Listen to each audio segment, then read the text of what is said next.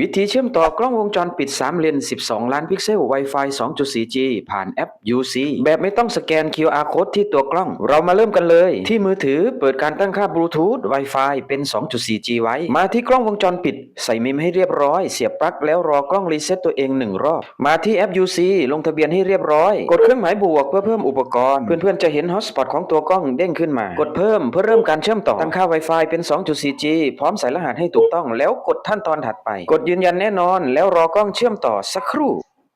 อุปกรณ์ออนไลน์แล้วเมื่อกล้องเชื่อมต่อสำเร็จตั้งชื่ออุปกรณ์แล้วกดถัดไปกดข้ามบริการคลาวด์เพื่อเข้าสู่การใช้งานเพียงเท่านี้เพื่อนๆก็สามารถใช้งานกล้องแบบออนไลน์ได้เลยที่เหลือก็เป็นการตั้งค่าการใช้งานทั่วๆไปลองทำตามวิธีนี้ดูเพื่อนๆติดขั้นตอนไหนให้คอมเมนต์ไว้ใต้คลิปได้เลยและนี่คือภาพที่ได้จากกล้องวงจรปิด3เลน12ล้านพิกเซล3เลนหลากหลายมุมมอง12ล้านพิกเซลภาพชัดทั้งกลางวันกลางคืนมีระบบติดตามและการแจ้งเตือนเต็มรูปแบบติดที่บ้านที่นาที่สวนที่ไร่โกดังสินค้าอุ่นใจกว่าจ้างยามแน่นอน